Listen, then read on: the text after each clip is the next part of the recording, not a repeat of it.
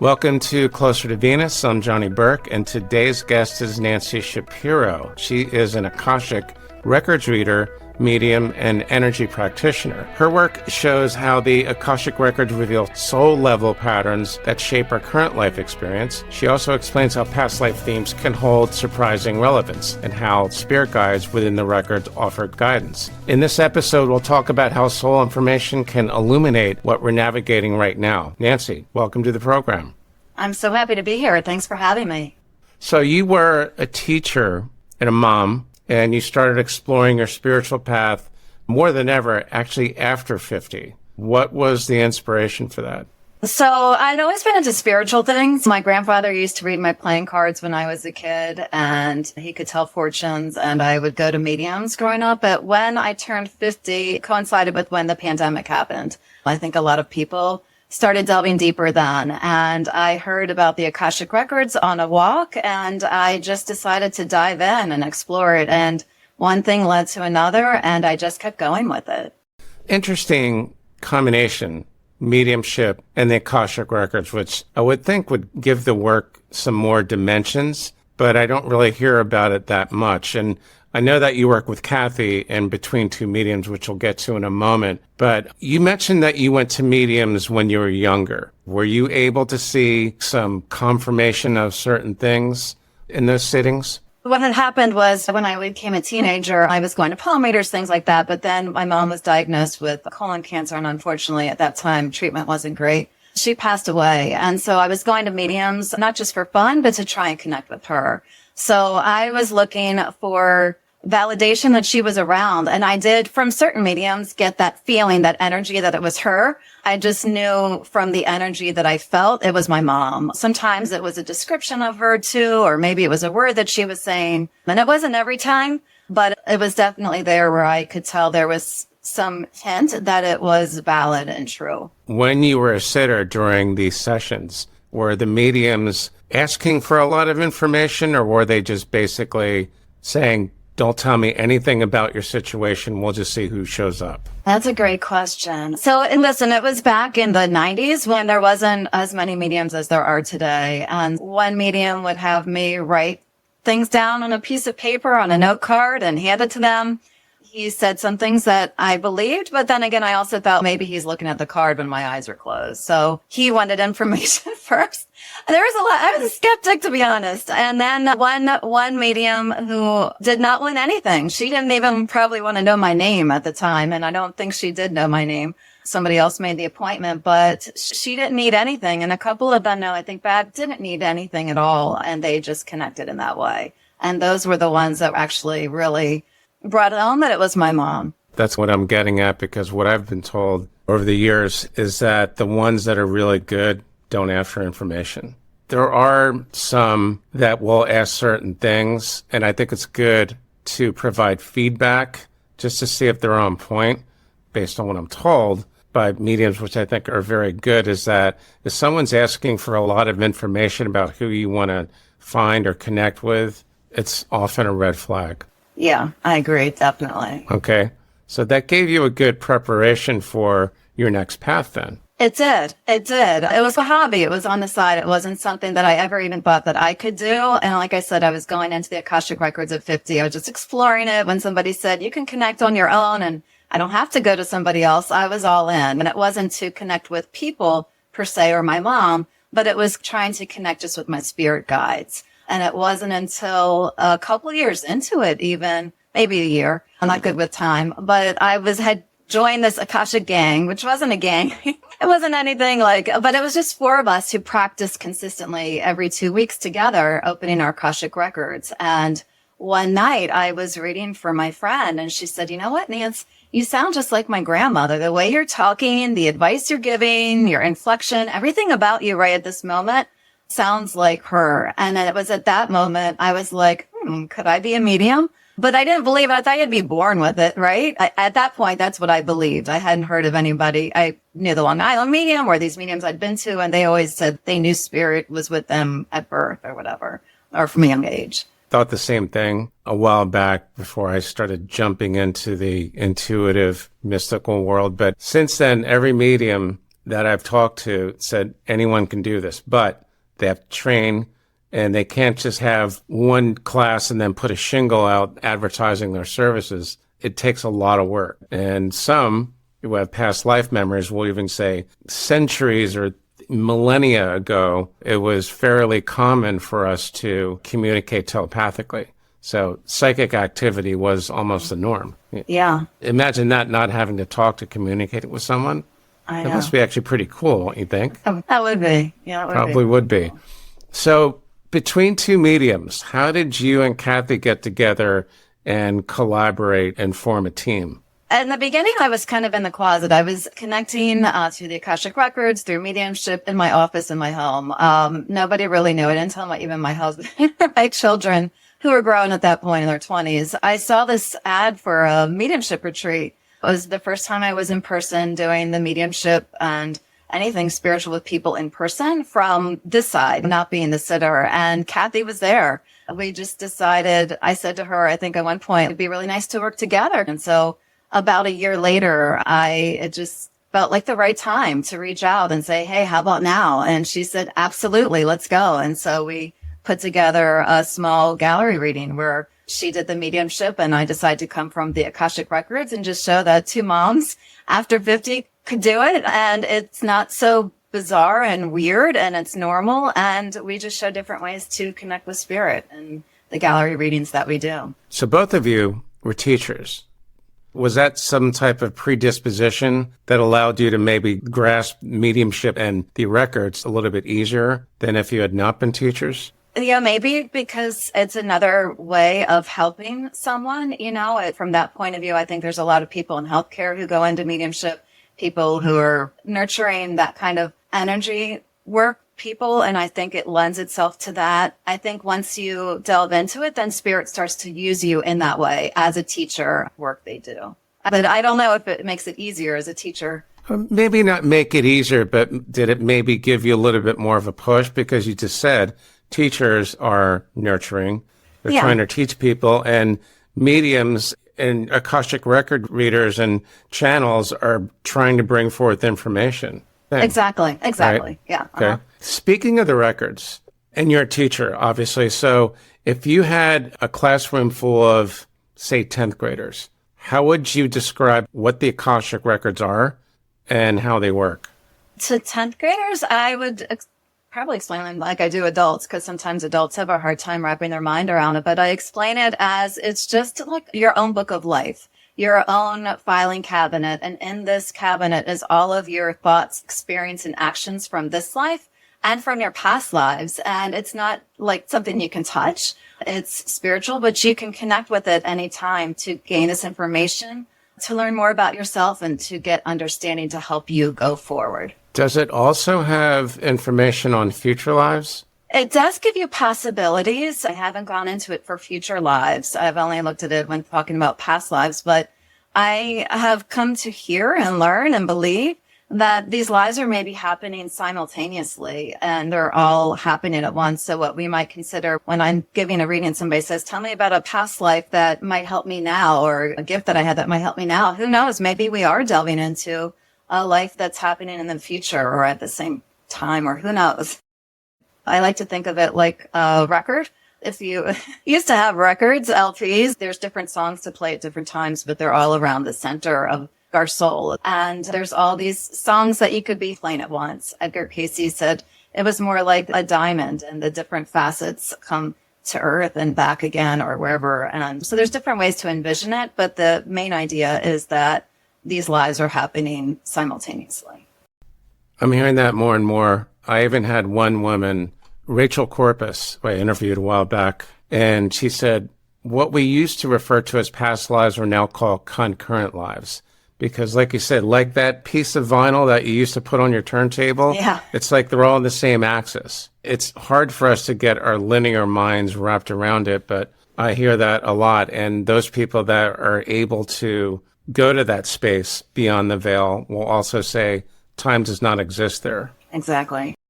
So in your readings, in your sessions, have you experienced past lives? And if so, how does that come about? So when I do reading and someone asks about past lives, it's not to serve your ego. It can't be like, was I on the Titanic or something like that?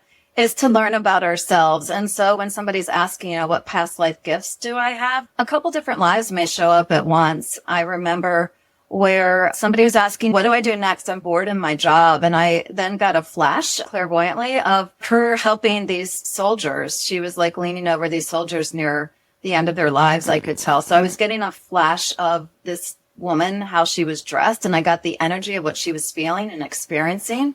I was channeling at the time, but they were saying to go into end of life care and helping people at that time and maybe becoming like a doula or somebody who could work with people in that way. And it turns out she was a nurse now, and she hadn't considered working with people that way, but she's, what, that feels like a really good place for me to go next. So it was getting information about where to go forward. It can also work with past lives to get, why am I always afraid to go out and speak up or be confident? And it can look at lives like maybe this person was sheltered in a past life. Just last week it was somebody's, not sidekick, but almost like they were helping somebody manage somebody and they were the speaker. It was way long ago, maybe Greek times, but they were the person on the stage. They were helping a person who was on the stage being the big kahuna. You get visions.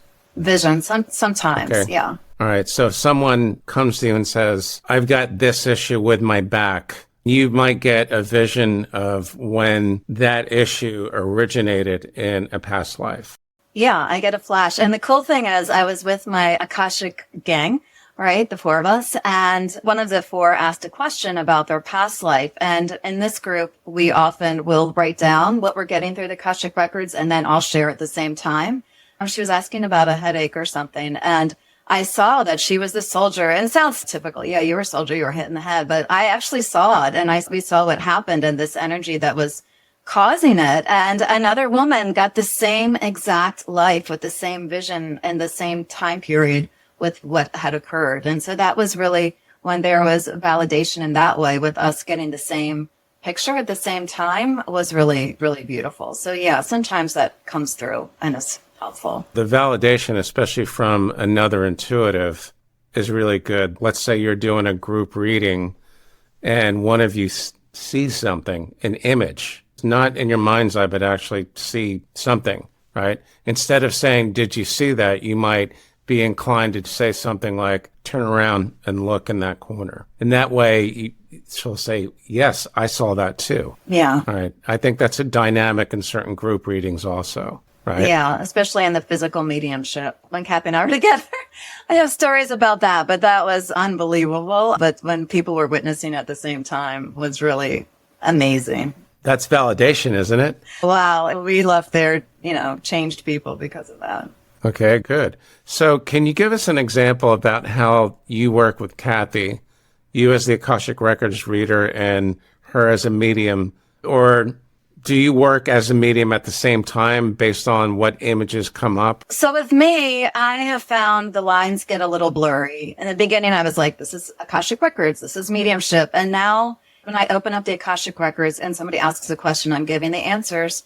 Sometimes loved ones step in to give the answer. And so I can't say I'm not going to do mediumship, because sometimes with mediumship, your point is to connect with a loved one and show evidence that they're here. And that happens. I was with Kathy not too long ago, and I pulled a name to open their Akashic Records. And the first thing that came out I got was, I hear sometimes a lot, a song. And I was like, I don't know why, but I'm hearing this particular song from the 50s. And the woman said, you know what? Was my first dance with my husband. That was our song. And he went on, and I felt the energy of him. And I think I trust spirit brings through what or who is needed at the time. And if the person recognizes it as a loved one at that time, great. But when I'm giving my Akashic Records reading, I always say, look, don't really focus on who is giving the message, focus on what the message is. Because sometimes I find it blending a little bit, or sometimes there's a few people giving messages. I can tell the way that Kathy and I are different is she's zeroing in on first identifying who the person is through evidence, and then giving a message. Whereas when I'm doing Akashic Records, I'm giving several messages in a row within that short frame of time that hopefully either answer the question, or somebody just says, I want to know something, what's for my highest good. then spirit's ready to just come through the records with all that information. It would seem like it's a really good idea to team up like this. I think it really enforces the validation more, doesn't it? Absolutely. Yeah. So what you're doing with Kathy, with between two mediums, and I would think we would probably be seeing more of that, teams instead of just one person, because you can't really make stuff up when you're working alongside of your colleague. You're not going to be able to guess what she's thinking. Right. Yeah. It is. It's interesting when you have several mediums working together. Now, you work with soul information, which I think you access through the records. What exactly is that, and how do you access it? I believe it's the information that comes through about yourself, whether it's patterns or blocks that just come through during this Akashic Records reading. It's just your soul's information and insight that you get. And so how do you access it? I think sometimes you don't always have to go into the records. You can connect with spirit. But I think when you go into the Akashic Records, you access more of it more deeply, and you get access to the whole thing instead of just drips and drabs. So typically, what type of people would come to you that would be a good prospect for the records as opposed to just being a sitter for a medium? A sitter for the Akashic Records is someone who is looking for information about themselves to go deeper, whether they're looking for information on how can I make my relationship better with a sibling, or how can I find my life purpose or passion or a career path that feels right for me? Is there any insight on that? Or why do I feel stuck? Or I feel like I'm hitting a wall in certain areas of my life. And it's more life guidance and understanding and maybe using past lives than trying to connect with a certain person in spirit. Between both you and Kathy, what are the most important things you've learned along the journey, getting into the records, the Akashic Records, the mediumship, and both of them combined? I just learned that there's this whole new side with support and guidance that I didn't know about before. I was just talking about that with somebody like, gosh, if I had only known that it was not weird and was acceptable and more widespread, more known, then it would have been so helpful and supportive to have known that and to feel like I do have a spirit team behind me, even though I may not be able to see them or feel them or whatever. I was doing a session for somebody who had just turned, maybe she was 20 at the time, but she was young. I did a reading for her, and afterwards she was like, oh my goodness. And her father validated, like he said, this was more helpful than therapy for her. And of course, therapy definitely has a place. I'm not saying that like this replaces that in any shape or form, but it's just extra confirmation that you have spirit around you and it's just not being made up, that it's true and real. And I also think separately from that it's not too late to dive into it for yourself to uncover this and connect with it on your own. As Kathy and I can show you that you can connect for yourself with spirit. It takes practice, but you can, if you want to, do it yourself. And speaking of spirit guides do interact with you during some sessions. First of all, how did you discover them? In addition to that, can you give us an example of how spirit guides actually maybe participate in some of your sessions? I think it was prior to me diving into the Akashic Records, one of these mediums that I talked about, How to Meet Your Spirit Guides class, and that was in 2020. So that was when I was first doing, I think she had us do a meditation, and we were supposed to sit next to somebody on a bench and meet them and know them. And so that was my first introduction to them. And as it's gone on, when I've opened up my Akashic Records, I definitely feel certain energy personalities in the way that after that mediumship retreat beforehand, I was like writing down things, but then I started channeling, and the rhythm and the energy that I feel, clairsentience, I can tell different guides and their energy feelings. And some have a sense of humor. Some are more serious, and they're funny because I'm pretty like so serious and worried about things. And they're like, you need to chill out. Just relax. Stop taking everything so seriously. It's going to be okay. Everything's going to be fine. And that's just the energy that I get from my guides. And so I call them my guides. I think sometimes maybe they're masters or beings of light or angels or whomever. I think I just realized that one of them is one of my dogs that I had, or maybe my mom has come through and I haven't realized that it was her at that moment. I like call them my spiritual team. And they come through in different ways, and you can label them with the different names. But like I said, I try and get away from that and focus more on the energy, the feeling that I get from them and the message that they're trying to bring to me. So some of them are humorous and maybe even snarky? Yeah. My mentor calls them cheeky, and I love that. And I can tell different guides come in at different times. I have one who I know helps me with my mediumship, and I believe she was somebody who lived here on Earth in the early 19th century, and I believe she gives me tips and guidance when I'm working to learn the craft of mediumship and to improve there. So I believe we have different guides coming in at different times. I think we have a core group. We have different guides who come in to help us at different times. Now, your discovery of the spirit guides, was that the thing that got you into this path, or did the discovery of spirit guides happen along the way? I think it happened along the way. Like I said, that one class that I took where I didn't realize that I had this team of guides. I used to go every year on my birthday for an angel reading, and she would talk about my guides or my angels. She would say, you have 2 in front of you, 3 in back of you, or something, however she referred to them. But the more I've worked in the records, the more I've started to sense and know who they are or the energy that I get when I'm with them. And that's been really beautiful. And when I read for other people, I get a sense of their guides. I get a sense of their energy and how they are with their people, with the messages that they're bringing through for the person sitting in front of me. With the sessions with clients, do the spirit guides ever identify themselves? Sometimes people will ask who they are. I can count on my fingers how many times they've told me their names, or I'll describe the energy. I can say, oh, this is a male energy and he feels really big and he's gruff and he's whatever. I'll use descriptive words to describe his energy and his personality. And then somebody might say, oh, I know who that is. That's John. I work with him. He's my guide that I always call upon, but I recognize him from the way you described him. It's not necessarily by the name, but it's by the way I describe them and they link them to a name that they have for them. And I invite my clients usually to come up with their own name and to use the name that they have for them, because I believe spirit sometimes operates maybe on vibration or other ways, names maybe we can't pronounce or something. And so me giving a name to somebody for their guides just feels inappropriate or not right. I believe they should come up with their own name. That's just my feeling. Any advice for people that are looking for an Akashic Records reader or a medium for that matter? There's so many different personalities and types that are out there. And if you don't feel like you align with somebody, go find a different person to do it and maybe even explore doing it for yourself. I know people get frustrated. They're like, I want to do it like you, or I want to do it like her. And that's the biggest issue I see is when you try to go into it and be like somebody else and you don't see all the behind the scenes that somebody's taken to get where they are. So start where you are, try different people, and just explore at your own pace. Nancy, thanks for joining us tonight. How can our listeners find you online? My website is mysticenergywithnancy.com or mewithnancy.com. And then my Instagram handle is me.withnancy. And Kathy and I are at betweentwomediums.com with the number 2. And we're on YouTube and other places, Facebook. You've been listening to Closer to Venus. I'm Johnny Burke. If you enjoyed today's episode, please consider subscribing. You can find more info on closertovenus.com.